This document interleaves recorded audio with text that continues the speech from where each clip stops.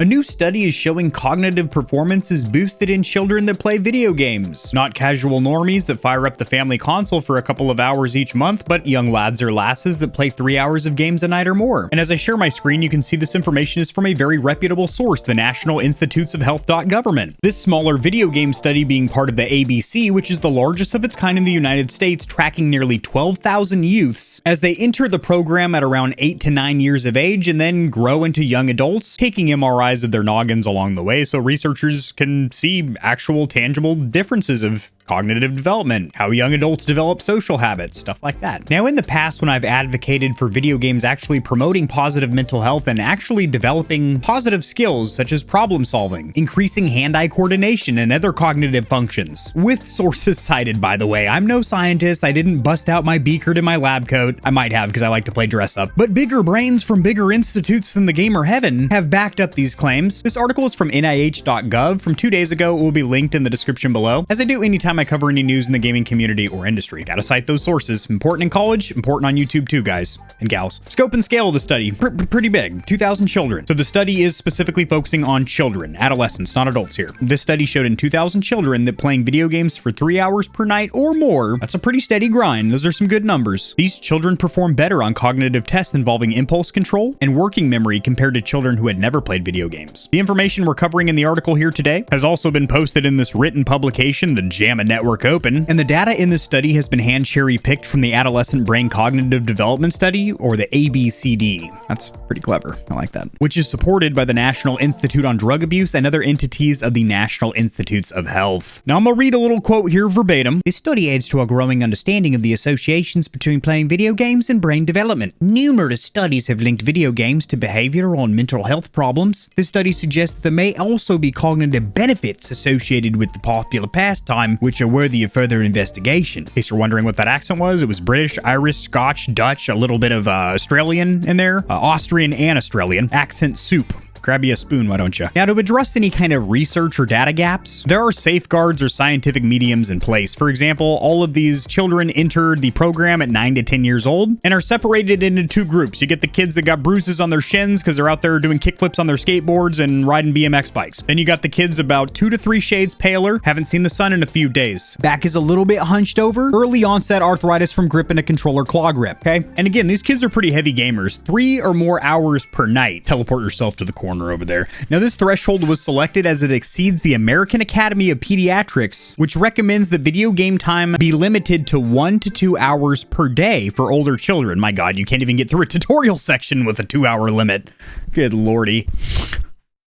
Those are rookie numbers for sure. For each group, the investigators evaluated the children's performance on 2 tasks that reflected their ability to control impulse behavior and to memorize information, as well as the children's brain activity while performing the tasks. The researchers found that the children who reported playing video games for 3 or more hours per day were faster, more mentally nimble, if you will, and more accurate on both cognitive tests than those who had never played. It was also observed that the differences in cognitive function observed between the 2 groups was accompanied by differences in brain activity. Functional MRI brain imaging analysis found that children who played video games for 3 or more hours per day showed higher brain activity in regions of the brain associated with attention and memory than those who did not play. And the gamer children showed more brain activity in frontal brain regions that are associated with more cognitively demanding tasks, and less brain activity in brain regions related to vision. Sidebar, not that being articulate makes you intelligent by any means, but I play several hours of video games per day, and I'm having no problem reading this article with the big old words in it,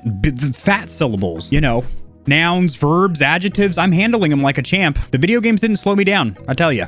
Back in it. Don't worry, I'm going to summarize this paragraph after I read it because it's a little bit heavy, a little bit thick, hard to digest. But I'm going to give you my 2 cents on it, my summary. Researchers think that these patterns may stem from practicing tasks related to impulse control and memory while playing video games, which could be cognitively demanding, and that these changes may lead to improved performance on related tasks. Furthermore, the comparatively low activity in visual areas reflect that this area of the brain may become more efficient at visual processing as a result of repeated practice through video games. So I've said it time and time time again, and I'll say it again. When you come home, you kick off your feet, crack a beer, and you watch TV, you are completely shut down mentally. You're not really engaged whatsoever. And that's why people enjoy watching movies, TV series, and the 6 people watching that still have traditional cable set-top boxes. Content that you don't control, so not video games. But by golly, when you're playing a video game, it requires your input. You're basically the star of the show. If you're not flicking the sticks and smacking the niblets, the buttons, that actor or actress on screen isn't doing anything for you. Meaning when you're playing video games, you are working on hand-eye coordination, you're working on cognitive functions because you are literally solving puzzles.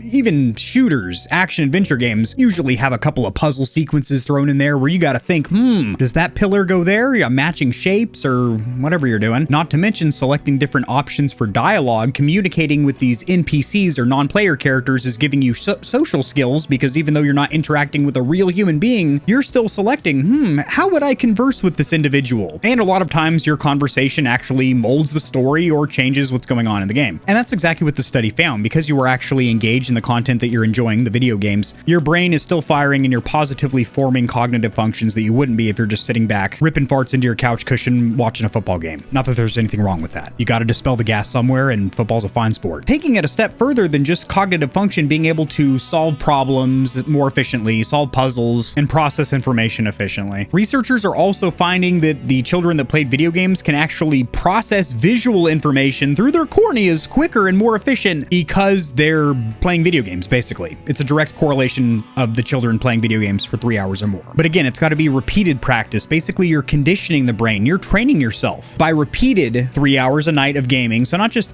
3 hours on Monday and Tuesday. What the hell are you doing with the rest of the week? Doing homework? Absolutely not.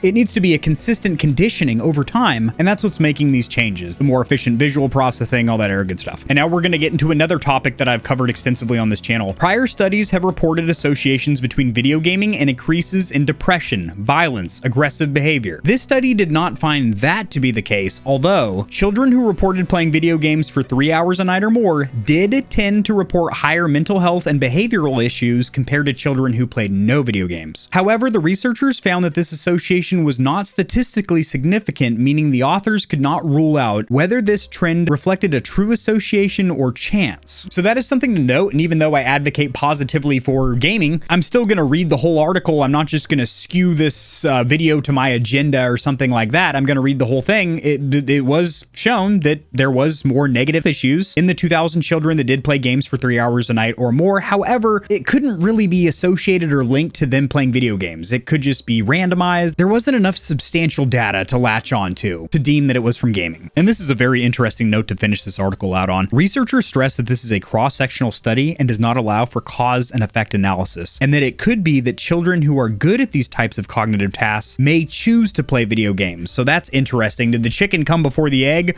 or did the egg shove itself up inside the chicken? Is that how the theory goes? Good question. Is it just that these bright young men and women are choosing to play video games because it's the bright individuals that can solve puzzles and have great cognitive function that are like, video games are dope, I want to play those? Or is it the video games that's increasing their cognitive functions? We'll never know. There's no way to really get to the bottom of that. It's a grand mystery. Like if a tree falls in the middle of the woods and nobody's around to hear it, doesn't make a sound. That's just stupid. Yes, of course it makes a sound. If you even had to think about that, maybe play more video games to brush up on your cognitive functions on that frontal cortex of yours. If you would like to read this article in its entirety, it is cited or sourced in the description below, as I do anytime I cover any news in the gaming community or industry. I thought this was a very interesting study. It is from a reputable source. It's pretty large in scope and scale, 2,000 children. Don't forget, don't play 2 hours and 45 minutes of video games a night. It's got to be 3 hours or more according to these researchers, or you're not reaping the benefits. I'm sure that's not how that works, but I'll see you Stallions and Stallionettes tomorrow. Peace. If you enjoyed the video, liking it helps it to get seen by more gamers. This information will reach and assist them as well, which in turn helps me grow this little channel, which I do greatly appreciate. Subscribe for more content like this. I cover news in the gaming community and industry, tutorials helping you get set up streaming and YouTubing, as well as honest gaming product reviews, keyboards, mice, headsets, controllers, mics, chairs, etc. There are some hefty exclusive discount codes found only in the description of my videos and only for the audience here at Gamer Heaven. I have links to all my other platforms and socials in the description below. To get in touch with myself and the Stallions and Stallionettes of Gamer Heaven, join the community Discord, and check me out at twitch.tv where I go live every other leap year on a blue moon if it falls into an odd calendar number, and my pH balance is on point. Just kidding. Starting June, I'm going to be live streaming a lot. Thanks for watching. This has been AK40 Kevin hosting Gamer Heaven, and I'll see you tomorrow because I upload daily. All the time. 60% of the time. Sometimes. Most of the time. Peace.